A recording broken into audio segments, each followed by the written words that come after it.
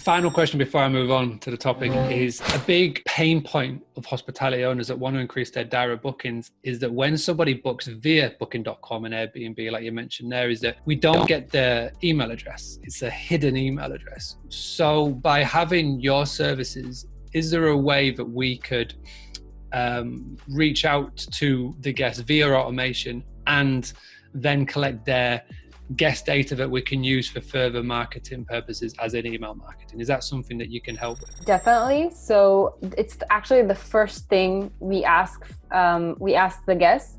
So when you're using Wishbox, we communicate with the guests. We say we invite them. Say, hey, looking forward to having you. Let's fill in these few details. And then the first thing that you ask the guests is essentially the contact information. People are watching this, and you're thinking, well, this all sounds great.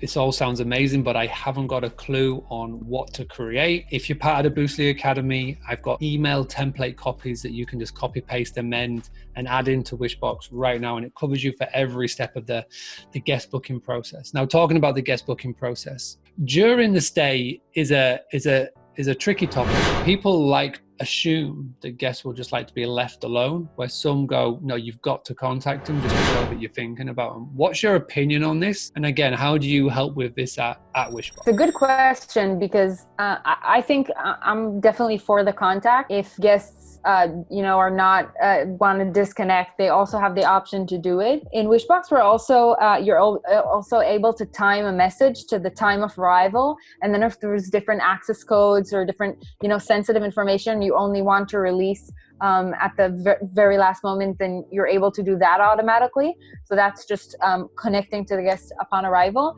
But I think it's definitely important to check in with the guests. They have all the information that you can create, like frequently asked questions and different content for them. And so you don't really you can check in, you can automate a message just to check in, but you don't need to worry because they would have all the information in one place, and it would be a click of a button, they see all the details. So there's no need to constantly worry and check in with them repeatedly. What do you recommend that people do to get a guest to leave you a review? I know I've got my thoughts on this, but I'd love to hear what you think, Sapphire. One of the most important things is review management and like you said, working to optimize the reviews. So of course it depends on the actual experience the guest had, which is why working towards that is something that's extremely beneficial and important. And like you said, no one knows if it's automated, so it really feels personal. We send the feedback directly to the host, obviously, and then it's basically a way for the guests to vent and communicate with the host directly rather than posting it online.